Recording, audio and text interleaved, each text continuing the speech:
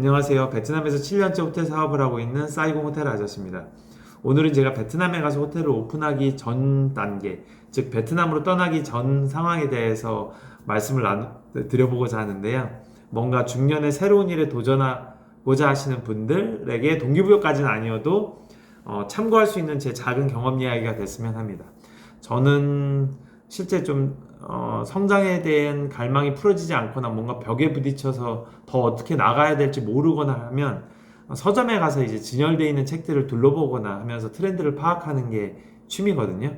왜냐하면 보통 사람들은 자기가 하고 싶은 말들을 책으로 쓰지만 베스트셀러 작가 같은 사람들은 사람들이 듣고 싶어하는 말을 써요. 그래서 그게 베스트셀러가 된다고 저는 생각하는데, 예를 들어서 재테크 책이나 뭐 부동산 관련 책이 서점에 많으면 자산 시장이 조금 활기를 띠어서 사람들이 투자에 관심이 많구나, 이렇게 알 수 있는 거거든요. 그래서 이제 그때도 이제 베트남을 가기 전에 제가 좀 불안하고 그러던 차에 서점을 들렸는데, 서점에서 우연히 알면서도 알지 못하는 것들이라는 신간이 나온다는 걸 알게 됐었어요. 그 알면서도 알지 못하는 것들이라는 책은 이제 김승호 회장님이 돈의 속성이라는 그 명저 베스트셀러가 나오기 이전에 쓰셨던 책이었어요. 근데 이제 그 책을 제가 사서 아무리 읽어도 그분의 인사이트는 대단하게 느껴지고 좀 공감이 가기도 했지만, 제 삶에 적응해서 수익을 내기에는 뭔가 구체적인 내용이 빠져있다는 느낌이 들었어요. 그래서 당시 저도 어떠한 상세한 계획 없이 베트남으로 떠나서 사업을 하겠다는, 수익화를 하겠다는 막연한 계획만 있었던 상태였기 때문에 제가 좀 불안한 심정이었고, 그 해외 사업에 경험이 있으신, 성공이 있으신 분들의 조언이 필요한 상태였습니다. 그래서 신간 세미나에 제가 참석을 하게 됐고, 세미나 끝나고 Q&A 시간에 절박한 심정으로 제가 손을 들고 질문을 했어요. 당시 한 20-30명 정도 사람이 Q&A 시간에 손을 들었는데, 그 큰 강의전 그냥 몇백 명의 사람들이 모여있음에도 불구하고 제가 아마 좀 절박함이 느껴졌었나 봐요. 다행히 그 질문을 할 기회가 생겨서 좀 비장한 마음으로 "회장님, 강연 감사합니다. 하지만 혹시 책에 빠진 구체적인 성공에 적용할 수 있는 내용이 없을까요?" 하고 여쭤봤었는데, 그 회장님 대답이 굉장히 빨랐었어요. "없습니다" 하고 그냥 답변이 끝났었습니다. 그런데 이제 제가 그 말을 듣고 실망감에 고개를 숙였는데, 좀 그게 좀 불쌍해 보이셨는지 안쓰러워 보이셨는지 한 말씀을 더 해주시더라고요. 지금 질문하신 분 아직 40 넘지 않았죠? 40이 넘지 않았다면 앞으로도 기회가 많아요. 노력하고 있으니 잘 될 것 같아요. 이렇게 말씀하셨는데, 그때 제가 40이 넘은 상태였거든요. 40 초반에 제가 베트남으로 가기를 결정을 하고 고민하고 있던 상태에서 그 강연에 참석한 거였기 때문에, 사실 그 답변을 제대로 못 들어서 실망하고, 또 그 말씀에 제가 한번 내상을 입었죠. 그 당시에 이제 베트남으로 가기엔 제가 너무 나이가 들었나? 또 제가 너무 무모한 행동을 하나? 이제 내 나이가 40이 넘었으니까 새로운 도전을 할 수 없는 건가? 게다가 해외 사업을 한 번도 못 했는데 해외 연고도 없고, 뭔가 제가 뭐 40이 넘은 객기에 뭔가 망하러 가는 건가? 이 삶의 방향성이 맞나 하는 두려움들이 많이 있었어요. 수많은 불안한 생각이 들었었지만, 제가 알기로 김승호 스노우폭스 회장님도 40이 넘어서 창업에 성공하신 걸로 알고 있거든요. 해외에 40이 넘어서 성공한 사례가 굉장히 여러 개가 있습니다. 제가 기회가 된다면 그 부분만도 또 따로 모아서 좀 말씀을 드려보도록 하겠습니다. 그래도 일단 강연에 왔으니 제가 뭘 얻어가긴 해야 되기 때문에, 저는 당시에 그래도 나를 젊게 봐주셨구나 긍정적으로 생각하고 수개월 후 저는 베트남으로 떠나게 됩니다. 이제 뭐 제가 베트남을 떠나기 전 간단한 에피소드였고요. 물론 제 지인분들은 제가 베트남으로 떠나기 전에 뭐 대단하게 큰 돈을 벌기 위해서 치밀한 시장 조사를 통해서, 물론 시장 조사는 했습니다. 수익 추구만을 달성하기 위해서 베트남에 간 줄 아시는데요. 사실은 당시에 제가 이제 심적으로 좀 힘들어서 간 부분이 있었어요. 그걸 극복하게 해준 계기가 베트남이라는 낯선 환경이었고, 그런 부분에 대해서 좀 여러분하고 공유하고 싶어서 이번 영상에 한 이야기를 하게 됐습니다. 이건 이제 한국이 아닌 그 외국 연구 사례에서도 많이 알려지는데요. 40대 초반, 40대 시기가 우울감이 그 사람의 인생에 있어서 극에 달한다고 알려져 있어요. 뭐 우울감과 불안감의 이유는 개인적으로 여러 가지가 있겠습니다만 그 40대는 객관적으로도 팩트상으로도 굉장히 어려운 시기입니다. 첫째, 이제 본인의 체력이 급감하고요. 뭐 내가 체력은 좋은데 이렇게 생각하실 수도 있는데 사실 저질 체력이 일상화가 되면 체력이 떨어져도 본인이 체력이 떨어진지 잘 못 느끼게 됩니다. 이미 성장 호르몬이 끊어지게 되는 20대부터는 노화는 시작된다고 보실 수가 있고요. 특별히 아프지 않아도 밤에 일찍 지친다든지 같은 일을 해서 생각보다 시간이 더 걸리는 상황을 내가 인지할 만큼 발생하게 되는 시기가 40대입니다. 또 두 번째로 본인이 가정에서 사회적으로 위치가 흔들릴 수 있어요.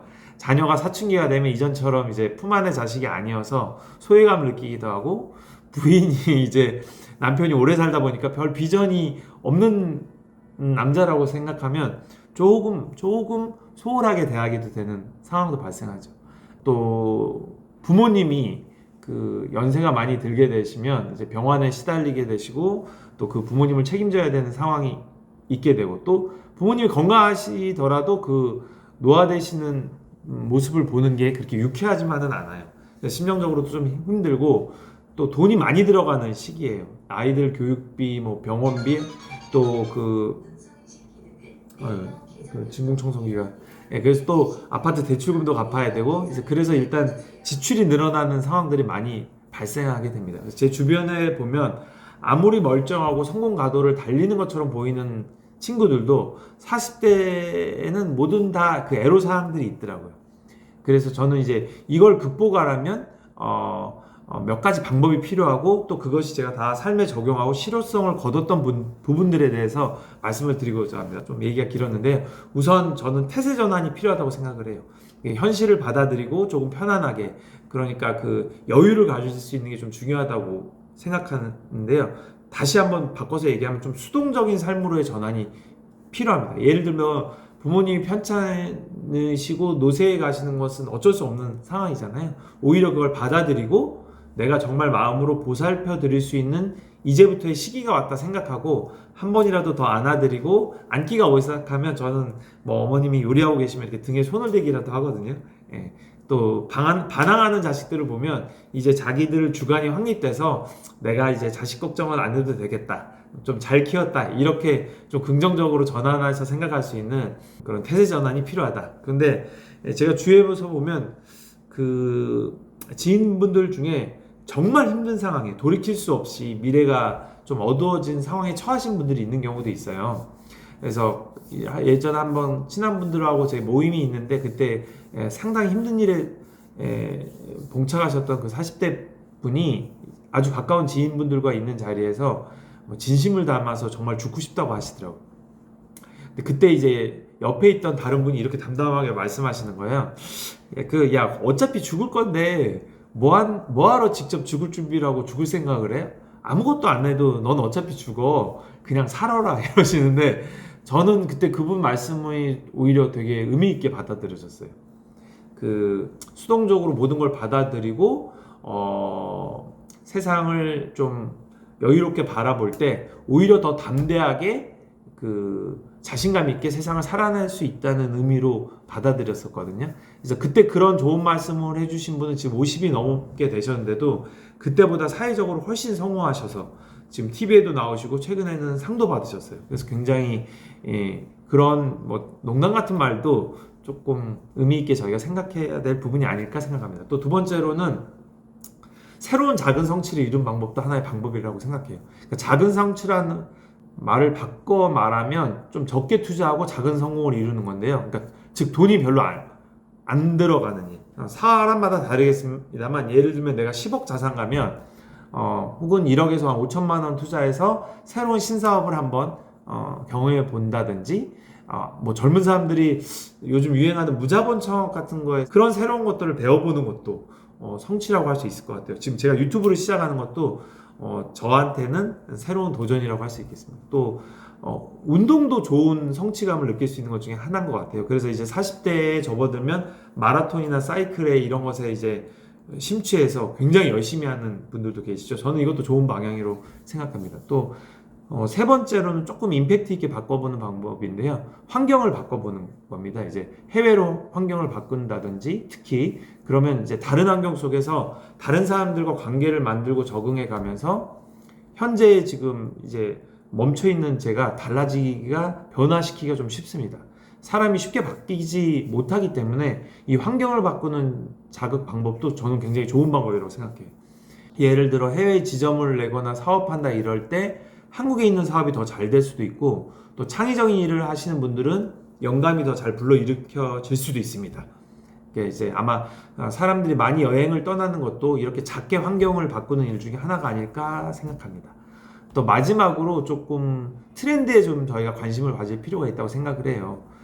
이제 40대라는 것은 세상의 흐름 속에서는 사실 솔직히 어떤 의미에서 이제 새로운 세상의 흐름 속에서는 약간 벗어날 수도 있을 수 있거든요. 막 외국의 뭐 일론 머스크라든지 굉장히 유명한 사업가에서 세상의 변화를 이끌어내는 사람 빼고 그냥 저처럼 평범한 그런 40대 분들은 조금 세상의 완전한 미래를 준비한 트렌드에서는 약간 벗어나 있다는 걸 인식하고 좀 세상이 나를 이해해 주기를 바라기보다는 세상의 흐름을 되도록 노력하면서 읽어가는 것도 좀 재밌고 좋은 방법인 것 같아요. 제 주변에는 전통적으로 부동산이나 제조업 이런 사업 하실 분들 중에 카카오톡을 안 하시는 분들도 계시거든요. 심지어는 이메일 자체도 쓰지 않으시는 분들이 있는데, 저는 좀 사실 그건 좀 좋은 방법은 아닌 것 같아요. 물론 그렇게 해도 사업이 성장하고 잘 되시기 때문에 뭐 그 본인의 마이웨이로 가시는 것도 좋겠지만 조금 트렌드를 이해하려는 노력은 필요할 것 같습니다. 본인들을 위해서. 그래서 단지 사업적인 것들뿐만 아니라 자녀들과의 소통에도 도움이 되고, 또 어찌되었건 내가 살고 있는 세상의 변화에 대해서 이해하고, 하다못해 요즘 젊은 사람들이 보는 인기 있는 드라마나 오락 프로를 봐보는 것도 좋은 방법 중에 하나일 것 같아요. 이제 제 이야기만 하다 보니까 조금 일반화시켜서 말씀드리다 보니까 좀 뜬구름 이야기만 한 것 같기도 하고 시간을 뺏은 것 같기도 해서 조금 죄송하기도 하지만, 기회가 된다면 다음번에는 한국에서 뭐가 유행인지도 알아보고 또 베트남 사업에 대해서도 좀 더 구체적으로 많은 이야기들을 나눌 기회가 있었으면 좋겠습니다. 그래도 개인적인 이야기 같은 영상을 끝까지 시청해 주셔서 여러분께 감사드립니다. 고맙습니다.